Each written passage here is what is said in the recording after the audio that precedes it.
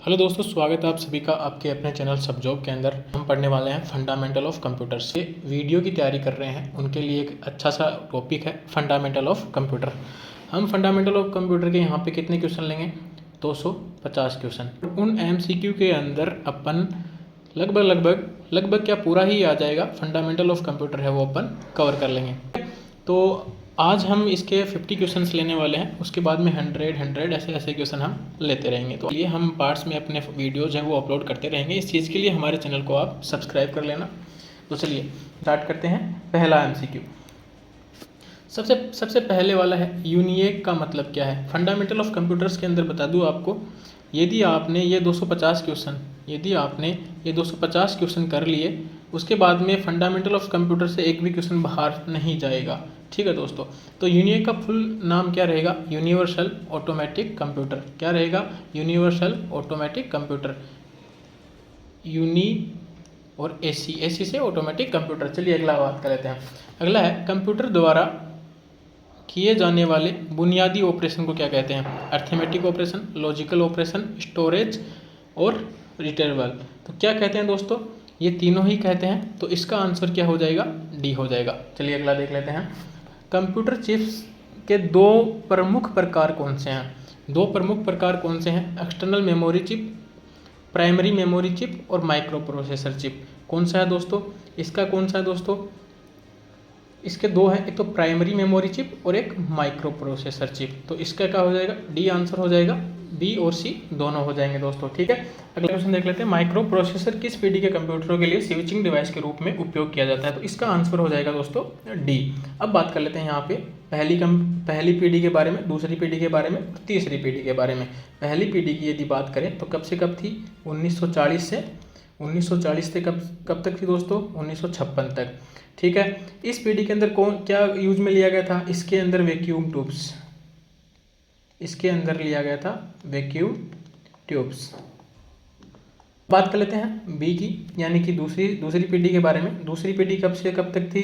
1956 से लेकर के कब तक थी? 1963 तक। कब तक थी दोस्तों? 1963 तक थी। और इसके अंदर क्या? इसके अंदर वैक्यूम ट्यूब्स को हटा दिया गया था और बाद में कौन से काम में ली गई थी? ट्रांजिस्टर काम में लिए गए थे। ठीक है। उसके बाद में तीसरी पीढ़ी कब से कब तक थी? 1964 से 71 तक थी दोस्तों। और इसके अंदर क्या ये ट्रांजिस्टर ही हटा दिया गया। उसके बाद में आईसी काम में ली गई। आईसी मतलब इंटीग्रेटेड सर्किट, काफ़ी बार आ भी जाता है। आईसी की फुल फॉर्म क्या है? Integrated circuit. ये काम में लिए गए। फिर चौथी पीढ़ी के बारे में बात कर लेते हैं। 1972 से एट प्रेजेंट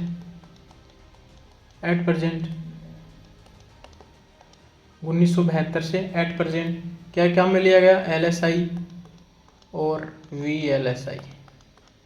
क्या LSI की फुल फॉर्म क्या होती है दोस्तों? LSI की फुल फॉर्म क्या होती है? LSI क्या होता है? Large scale integration.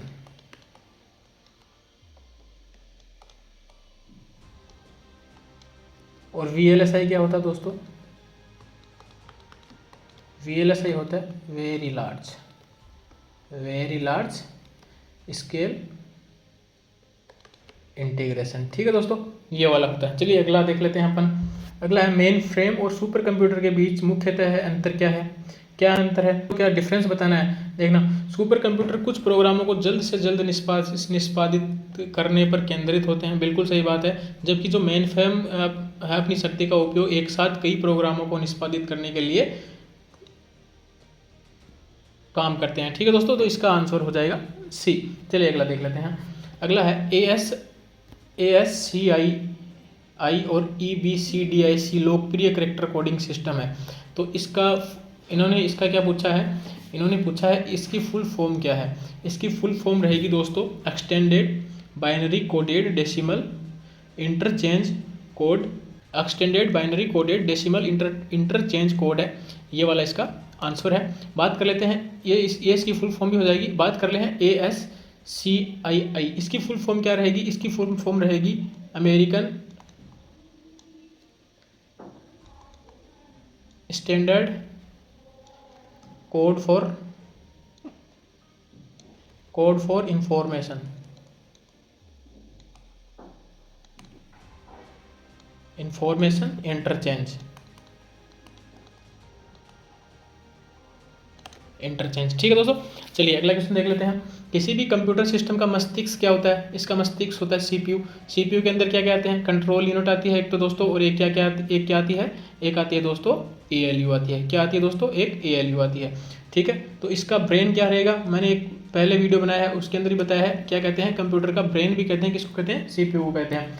अगला देख लेते हैं, मैग्नेटिक डिस्क की स्टोरेज क्षमता किस पर निर्भर करती है? मैग्नेटिक डिस्क होती है, उसकी स्टोरेज क्षमता है वो किस चीज़ पर निर्भर करती है दोस्तों? सतह के प्रति इंच ट्रैक पर या bits per inch on off track, disk pack in disk surface, all of the above. तो किस पे करती है दोस्तों? सभी पे करती है। इसका आंसर क्या रह जाएगा? All of the above. चलिए अगला देख लेते हैं। मुख्य मेमोरी के दो प्रकार होते हैं, कौन कौन सी होती है? मुख्य मेमोरी के दो प्रकार कौन कौन से होते हैं दोस्तों? मुख्य मेमोरी के दो प्रकार होते हैं, रोम एंड रैम। मैंने पहले भी बताया है, एक बार फिर से बता रहा हूँ। रोम और रैम के बारे में कन्फ्यूजन है वो दूर कर लेना। रोम क्या होती है? एक स्थायी मेमोरी होती है, ठीक है। रैम क्या होती है? अस्थायी मेमोरी होती है, अस्थायी मेमोरी होती है। ठीक है दोस्तों, रोम क्या होती है?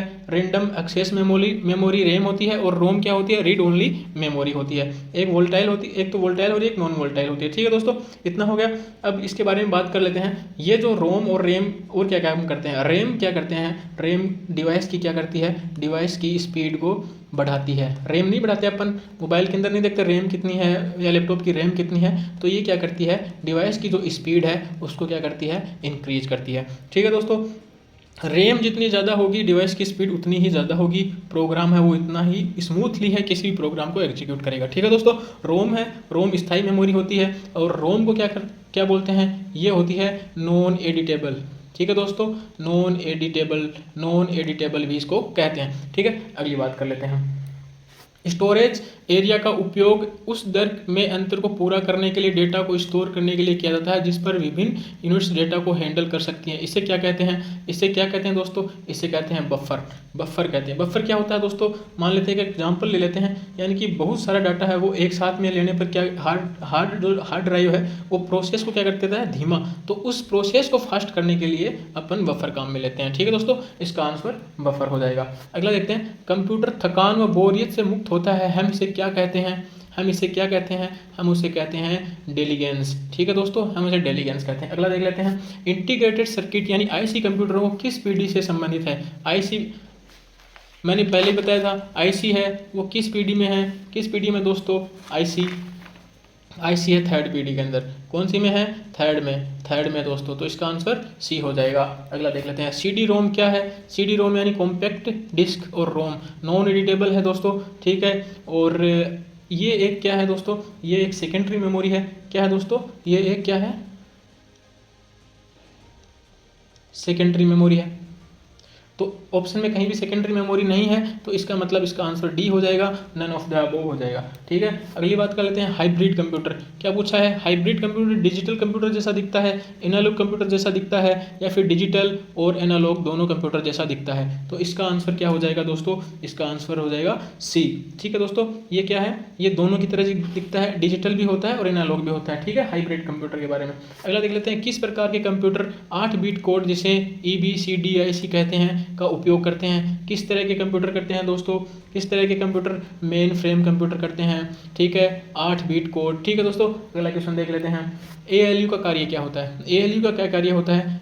अब तुम तो कहोगे जैसा तुम्हारा पढ़ा हुआ है कि अर्थमेटिक गणनाएं करता है, तो इसके अंदर गणनाओं का ऑप्शन नहीं है। नहीं देगा दोस्तों, बहुत बार पूछ चुका है इन वाली चीज़ों को, वो नहीं देगा। एग्ज़ाम किस चीज़ की है? एग्ज़ाम है वीडियो की, और पेपर का लेवल भी अच्छा रहेगा। 4th ग्रेड का एग्ज़ाम नहीं है यहाँ पे। ठीक है, तो ALU का क्या कार्य है दोस्तों?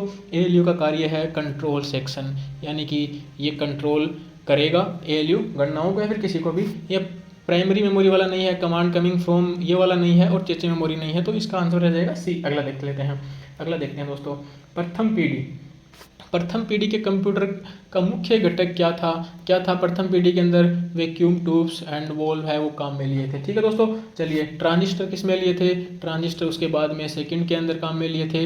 और बात कर लेते हैं आईसी की, तो आईसी थर्ड में काम में लिए थे। ठीक है दोस्तों, फोर्थ के अंदर क्या वीएलएसआई और एलएसआई काम में लिए थे।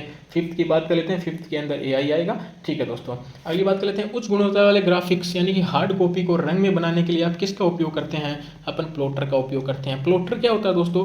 प्लॉटर जो अपन बाहर बड़े बड़े पोस्टर लगाते हैं किसी भी कोचिंग के नाम के या फिर किसी हॉस्पिटल के नाम के, जिसको बैनर बोलते हैं, वो प्रिंट करता है। कौन करता है? वो प्लॉटर करता है। ठीक है, तो ये कहा ना उच्च गुणवत्ता वाले, तो बैनर है वो उच्च गुणवत्ता वाले ग्राफिक्स होते हैं हार्ड कॉपी के रूप में। ठीक है, तो उसको बनाने के लिए क्या काम में लेते हैं अपन? प्लॉटर काम में लेते हैं। ठीक है दोस्तों, चलिए अगला देख लेते हैं। अगला, कंप्यूटर प्रोग्रामिंग प्रक्रिया में कौन सी अवस्थाएं हैं? तो दोस्तों इसके अंदर कौन कौन सी हैं? लेक्सिकल एनालिसिस है, सिंटैक्स एनालिसिस है एंड कोड जनरेशन है। तो इसका आंसर सी हो जाएगा। चलिए अगला देख लेते हैं। आईसी का उपयोग किस पीढ़ी में किया गया था? तो मैंने बताया है इसका उपयोग थर्ड में किया गया था। तो इसका आंसर सी हो जाएगा। अगला, कंप्यूटर की पहली पीढ़ी में मुख्य इलेक्ट्रॉनिक घटक कौन सा था? ट्रांजिस्टर था। ठीक है दोस्तों, अगला देख लेते हैं। डंब टर्मिनल के पास है, क्या है डंब टर्मिनल के पास? बताइए, डंब टर्मिनल किसको कहते हैं और ये किसके पास क्या है? तो यदि आपको डंब टर्मिनल का पता है तो इसका आंसर भी पता होगा। सबसे पहले बता दूं कि इसका आंसर डी होगा, फिर आपको बता दूं डंब टर्मिनल क्या होता है। आंसर डी होगा, एक कीबोर्ड और स्क्रीन। अब बता देता हूं आपको डंब टर्मिनल क्या होता है। डंब टर्मिनल वो टर्मिनल होता है जो केवल डाटा दिखाता है, प्रोसेस नहीं करता। क्या करता है? डाटा दिखाता है, डाटा दिखाता है। ठीक है दोस्तों, डाटा क्या करता है? दिखाता है, प्रोसेस नहीं करता। ठीक है, तो कौन दिखाता है? कीबोर्ड और स्क्रीन। केवल स्क्रीन और कीबोर्ड ही क्या करते हैं? डेटा को दिखाते हैं, उसको ही डंब टर्मिनल कहते हैं। ठीक है, तो ये एक एम्बेडेड माइक्रो प्रोसेसर नहीं है, व्यापक मेमोरी नहीं है, स्वतंत्र प्रसंस्करण क्षमता भी नहीं है। इसका आंसर हो जाएगा डी। ठीक है, डंब टर्मिनल मान सकते हो वो चीज़ जिसमें अपन देखते हैं like S monitor and keyboard which is called dumb terminal. ठीक है दोस्तों, अगला देख लेते हैं। 1 मिली सेकेंड, ये भी बड़ा अच्छा क्वेश्चन है। 1 मिली सेकेंड में कितने वो होते हैं? तो क्या होता है देखो, 1 मिली सेकेंड 1 सेकेंड बिल्कुल नहीं कहलाती। ठीक है, 10th ऑफ द सेकेंड यानी 1 सेकेंड का 10वां भाग नहीं कहलाता। 1 सेकेंड का 1000वां भाग, ये वाला आंसर सही रहेगा। क्या होती है 1 सेकेंड का? एक सेकेंड का क्या होता है? 1 मिली सेकेंड 1000वां भाग होता है। अब बात कर लेते हैं, कंप्यूटर के अंदर जो डाटा होते हैं वो मिली सेकेंड के अंदर ही प्रोसेस करते हैं। ठीक है, लाइक अपन बात कर लेते हैं, आपने कोई गेम खेला होगा, गेम मान लो पबजी बहुत से लोगों ने पबजी खेला होगा, या फिर BGMI अभी खेलते होंगे, BGMI भी खेलते होंगे, जिसके अंदर लेग होता है। क्या होता है? लेग होता है, जिसके अंदर पिंग आती है कि मेरी पिंग कितनी है। मेरी पिंग मान लो 15, ये लिखा हुआ था MS उसके अंदर, तो उसको क्या कहते हैं? 15 MS का मतलब क्या होता है? मिली सेकेंड, यानी कि 15 मिली सेकेंड मेरा गेम लेग हो रहा है। ठीक है दोस्तों, अगली बात कर लेते हैं। एक प्रिंटर की आउटपुट गुणवत्ता किसके द्वारा मापी जाती है? किसके द्वारा? प्रिंटर की आउटपुट, प्रिंटर का जो आउटपुट है यानी कि कितना अच्छा वो प्रिंट दे रहा है, वो किस में मापी जाती है? तो वो डॉट पर इंच में। ठीक है दोस्तों, वो किस में मापी जाती है? डॉट पर इंच में। ये भी काफ़ी बार क्वेश्चन है वो आ चुका है। इसी कंप्यूटर को एक विशेष उद्देश्य के लिए बनाया गया है। किस उद्देश्य के लिए? ABCD के लिए, ENIAC के लिए, AVDA के लिए, ऑल ऑफ द अबव। इसका आंसर हो जाएगा डी। चलिए अगली बात कर लेते हैं। कंप्यूटर का आविष्कार किसके द्वारा किया गया था? काफ़ी इंपॉर्टेंट क्वेश्चन है। एक तो है इसमें एडम्सॉफ और एक यहाँ पे रहेगा चार्ल्स बेबेज। तो दोस्तों कंप्यूटर का प्रथम बार जो आविष्कार किया था, यानी कि जिसको बोल सकते हैं कंप्यूटर का जनक कौन था, तो वो कौन था दोस्तों? वो था चार्ल्स बेबेज। ठीक है दोस्तों, चार्ल्स बेबेज कंप्यूटर का जनक किसको कहा जाता है? Charles Babbage. इन्होंने क्या दिया था? आइडिया दिया था कंप्यूटर बनाने का। अब बात कर लेते हैं आधुनिक कंप्यूटर की, जो मतलब सारी चीज़ें कर सकता था, उसका किसको दिया जाता है? उसको एटम्सॉफ्ट को दिया जाता है। ठीक है दोस्तों, चलिए अगली बात कर लेते हैं। दोनों के दोनों क्लियर हो गए? चलो ठीक है, अगली बात कर लेते हैं। किस स्टोरेज डिवाइस में डेटा की अधिकतम मात्रा स्टोर होती है? किस में होती है दोस्तों? हार्ड डिस्क के अंदर होती है। यही किस में होता है? ये इसकी स्टोरेज TB में और GB में, इनमें इसकी स्टोरेज होती है। ठीक है, कॉम्पैक्ट डिस्क CD की इतनी नहीं होती और MOD की भी नहीं होती, फ्लॉपी डिस्क की भी नहीं होती। ये बात कर लेते हैं। कंप्यूटर को एक इलेक्ट्रॉनिक मशीन के रूप में माना गया है। जो पहले पेटेंट हुई वो कौन सी थी दोस्तों? जो सबसे पहले पेटेंट हुई थी ENIAC थी दोस्तों। ठीक है दोस्तों, ENIAC। चलिए अगली बात कर लेते हैं। माइक्रो प्रोसेसर मेमोरी व अन्य पार्ट्स के बीच भौतिक संबंध क्या कहलाते हैं? माइक्रो प्रोसेसर मेमोरी व अन्य पार्ट्स के बीच में जो भौतिक संबंध है उनको क्या कहते हैं दोस्तों? क्या कहते हैं दोस्तों? उनको कहते हैं एड्रेस बस। क्या कहते हैं दोस्तों? उनको कहते हैं एड्रेस बस। अगली बात कर लेते हैं, उच्च घनत्व वाले डबल साइडेड फ्लॉपी डिस्क, बता दिया ना, डबल साइडेड फ्लॉपी डिस्क की स्टोरेज क्षमता कितनी होती है? उसकी 1.44 MB होती है, मैंने लास्ट में गलत बता दिया था, वो 1.44 MB होती है। ठीक है दोस्तों, अगली बात कर लेते हैं हम, उच्च गुणवत्ता वाले कैड सिस्टम में आउटपुट डिवाइस का उपयोग होता है। अब कैड सिस्टम में किसका होता है? डिजिटल प्लॉटर का होता है दोस्तों। किसका होता है? डिजिटल प्लॉटर का। अगली बात कर लेते हैं, निम्नलिखित में कौन सा एक इनपुट डिवाइस नहीं है? इनपुट डिवाइस, और बात कर लेते हैं इनपुट की और आउटपुट की। मैंने एक बार पहले भी बताया है कि जिसको हम देते हैं और लेते हैं, जिसको हम देते हैं वो क्या है दोस्तों? इनपुट डिवाइसेस है, और जिससे हम कुछ लेते हैं हार्ड कॉपी वगैरह, वो क्या है दोस्तों? आउटपुट डिवाइसेस है। ठीक है दोस्तों, तो क्या है दोस्तों? OCR optical scanner, voice recognition device और COM computer output of microfilm. तो क्या रह जाएगा इसका आंसर दोस्तों? इसका आंसर रह जाएगा COM computer output to microfilm. अगली बात कर लेते हैं, एक कंप्यूटर की फ्लोटिंग पॉइंट क्षमताओं का प्रतिनिधित्व है 16 बिट वर्ड्स में लगभग कितना होता है? तो इसका 16 ही होता है। यदि यहाँ पे 8 होता तो इसकी क्षमता भी कितनी होती दोस्तों? 8 ही होती। तो चलिए अगली बात कर लेते हैं, अधिकांश IBM CPU drive, drivers, memory expansion slot, active components एक सिंगल बोर्ड पर माउंटेड होते हैं। उस बोर्ड को हम क्या कहते हैं? उसको मदरबोर्ड कहते हैं दोस्तों। ठीक है, अगला क्वेश्चन देख लेते हैं, मैग्नेटिक डिस्क की सबसे लोकप्रिय माध्यम क्या है? क्या दोस्तों? सीधी पहुंच है, या फिर सीक्वेंशियल एक्सेस है, या फिर बोथ ऑफ द अबोव है? तो क्या है दोस्तों? क्या है? मैग्नेटिक डिस्क की सीधी सबसे लोकप्रिय माध्यम कौन सा है उसका? ये कोई सा भी नहीं है, डायरेक्ट एक्सेस भी नहीं है, सीक्वेंशियल एक्सेस भी नहीं है, और दोस्तों बोथ ऑफ द अबव भी नहीं है, इसका नन ऑफ द अबव है। ठीक है, चलिए अगली बात कर लेते हैं, एक तकनीकी जिसका उपयोग एनालॉग सिग्नल को डिजिटल बिट स्ट्रीम में बदलने के लिए किया जाता है, उसे क्या कहते हैं दोस्तों? क्या कहते हैं दोस्तों? उसे कहते हैं plus code modulation. Plus code modulation. चलिए अगली बात कर लेते हैं, वीडियो को रिकॉर्ड करने के संबंध में कौन सा कथन सबसे सही है? क्या होता है वीडियो? वीडियो होता है विजुअल डिस्प्ले यूनिट। ठीक है दोस्तों, ये होती है वीडियो। पहले देखिए, अपन आज के टाइम में अपन क्या देखते हैं? मॉनिटर किसको बोलते हैं? कंप्यूटर की स्क्रीन को मॉनिटर बोलते हैं। पहले इसको क्या बोला जाता था दोस्तों? इसको वीडियो बोला जाता था। तो देख लीजिए, अब तो आपके समझ में आ गया, it is output device, it is input device, it is peripheral device, और it is a hardware item. तो it is a peripheral device है। ठीक है दोस्तों, अगली बात कर लेते हैं, एक आधुनिक इलेक्ट्रॉनिक कंप्यूटर एक मशीन है जो इसके लिए है, किसके लिए? तेज़ी से गणितीय गणनाएं करने के लिए, या फिर इनपुट स्टोरेज और manipulation output of the data, यानी डाटा को मैनिपुलेट और आउटपुट देने के लिए, या फिर परफॉर्मिंग रिपीटेटिव टास्क एक्यूरेटली, या फिर ऑल ऑफ द अबव। तो इसका आंसर क्या रह जाएगा दोस्तों? इसका आंसर रह जाएगा input storage and manipulating and outputting of the data. चलिए अगली बात कर लेते हैं, वैक्यूम ट्यूब का आविष्कार कब हुआ था? ये वही बता पाएंगे। ठीक है, जिनको पता होगा तो इसका आविष्कार कब हुआ था? 1906 के अंदर हुआ था दोस्तों। चलिए अगली बात कर लेते हैं, कौन सी गुणवत्ता बेहतरीन ग्राफिक्स रिप्रोडक्शन उत्पन्न करती है? पहले ही बताया था दोस्तों, काफ़ी बार बता चुका हूँ, प्लॉटर करती है।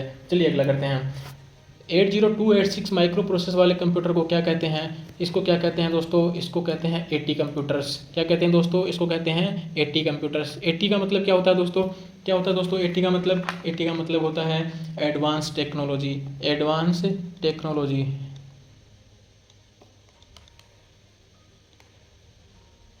एक एडवांस टेक्नोलॉजी वाले कंप्यूटर। ठीक है दोस्तों, चलिए अगली बात कर लेते हैं, चलिए सीक्वेंशियल प्रोसेसिंग के लिए एक उपयुक्त अनुप्रयोग कौन सा है? Sequential processing. सीक्वेंशियल क्या होती है दोस्तों? जैसे सीक्वेंस के अपन करते हैं, जैसे क्लास होती है या फिर प्रार्थना सभा के अंदर क्या करते हैं अपन? बच्चे खड़े करते हैं, तो एक सीक्वेंस में खड़े करते हैं, सबसे पहले छोटा, फिर उससे बड़ा, फिर उससे बड़ा, फिर उससे बड़ा, ऐसे करते हैं। ठीक है, तो उसके लिए क्या होती है? Processing of grades. ये ग्रेड से क्या मतलब है? यानी क्लास के अंदर क्या करते हैं अपन? ग्रेड्स आती है अपने, तो वो उस सीक्वेंशियल प्रोसेसिंग के अकॉर्डिंग तो ग्रेड्स आती है कि उसके इतने आए हैं, इसके इतने आए हैं, फर्स्ट नंबर पे ये, सेकंड नंबर पे है, थर्ड नंबर पे ये है, तो वो एक सीक्वेंशियल से है। ठीक है, तो प्रोसेसिंग अपन ग्रेड्स करते हैं। पे रोल प्रोसेसिंग कंपनी के अंदर, यानी कि अंतिम सैलरी है उसका अपन क्या करते हैं? डिसाइड करते हैं किसके अकॉर्डिंग? सीक्वेंशियल प्रोसेसिंग के अकॉर्डिंग। तो इसका क्या हो जाएगा आंसर? BC हो जाएगा, बोथ A एंड B। चलिए अगली बात करें, निम्नलिखित में कौन सा प्रसंस्करण नहीं है? अरेंजिंग, मैनिपुलेटिंग, कैलकुलेटिंग और गैथरिंग कौन सा नहीं है? तो ये सेकंड क्या होता है दोस्तों? ये होता है प्रोसेसिंग। प्रोसेसिंग क्या है? अरेंजिंग भी है, मैनिपुलेटिंग भी है, कैलकुलेटिंग भी है, लेकिन गैथरिंग करना नहीं है। ठीक है दोस्तों, तो इसका आंसर क्या हो जाएगा? डी हो जाएगा। चलिए अगला देख लेते हैं। पहला डिजिटल कंप्यूटर मुख्य रूप से किस देश में विकसित किया गया था दोस्तों? तो ये अमेरिका में किया गया था दोस्तों। कहाँ किया गया था? अमेरिका में किया गया था। चलिए अगला देख लेते हैं। सॉफ्टवेयर में सुधार कंप्यूटर की क्षमताओं को क्या करता है दोस्तों? ये क्या करता है? हार्डवेयर मशीन की क्षमताओं को क्या कर देता है? बढ़ा देता है। यदि किसी सॉफ्टवेयर के अंदर अपन सुधार करेंगे, लाइक मान लीजिए BGMI के अंदर या फिर PUBG के अंदर वो जो गेम है वो क्या करते हैं? स्मूथ कर देते हैं आगे से किसी भी अपडेट के अंदर। तो हमारा जो हार्डवेयर है, किसका? जो हमारा मोबाइल का जो हार्डवेयर है, मोबाइल है मतलब एक तरह से, तो उसकी बैटरी कम गर्म होने लग जाती है, ज़्यादा चलती है, ठंडा रहता है, तो क्या बोल सकते हैं इसको? हार्डवेयर मशीन की क्षमताओं को क्या करता है? बढ़ाता है। चलिए अगला देख लेते हैं। आज का कंप्यूटर जैसे IBM है, पहले 1924 में किस नाम से जाना जाता था? जब इसके नाम में बदलाव हुए थे तो किस नाम से जाना जाता था दोस्तों? इसको जाना जाता था कंप्यूटिंग एंड रिकॉर्डिंग। ठीक है, तो इसको इस नाम से जाना जाता था पहले 1924 के अंदर। कब दोस्तों? 1924 के अंदर। अगला देख लेते हैं। अगला है, किसी डिस्क सेक्टर तक पहुंचने से पहले कंप्यूटर प्रोग्राम को रिकॉर्ड के पते का पता लगाना होता है, तो ये जानकारी कौन सी इकाई प्रदान करती है? ट्रैक नंबर, सेक्टर नंबर, सतह नंबर या फिर उपरोक्त सभी? तो उपरोक्त सभी। एक मान लेते हैं कोई भी डिस्क है एक, ठीक है, तो उसके ऊपर ही ये सारी चीज़ें होती है। ट्रैक नंबर भी होती है, सेक्टर नंबर भी होते हैं और सतह नंबर भी होते हैं। आगे बताएंगे आपको ये। चलिए अगला देख लेते हैं। एक तार्किक अनुक्रम में डेटा को व्यवस्थित करने की क्रिया को क्या कहते हैं? उसको कहते हैं सॉर्टिंग कहते हैं दोस्तों। क्या कहते हैं? सॉर्टिंग करना, यानी डाटा को क्या किया? सॉर्ट किया। चलिए अगला देख लेते हैं। CPU में तार्किक इकाई की जिम्मेदारी क्या होती है? Produce a result, to compare a numbers, to control the flow of information या फिर टू डू द मैथ। क्या होती है दोस्तों इसके अंदर? To compare the numbers. तो इसका आंसर बी हो जाएगा। तो आज का ये वीडियो कैसा लगा?